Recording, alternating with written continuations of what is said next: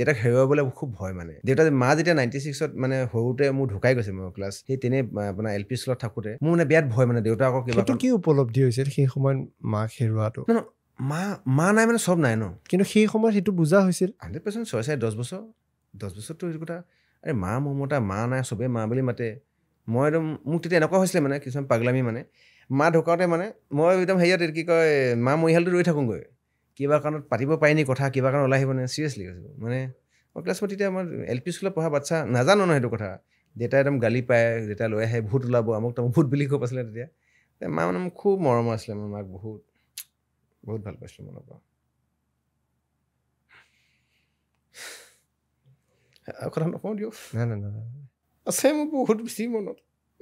বহুত সোমাই আছে মাক সৰুতে হেৰাই যায় সেইটো কাৰণে ভালকৈ পঢ়িলোঁ মানে মই এইবিলাক কিবা কৈ থাকে এইবিলাক মোৰ গাতে নালাগে কোনোবাই বেয়াকৈ কৈছে কিবা কৈছে আন কথা বাদ দিয়ক শিক্ষাৰ পথেৰে যে আপুনি ইমান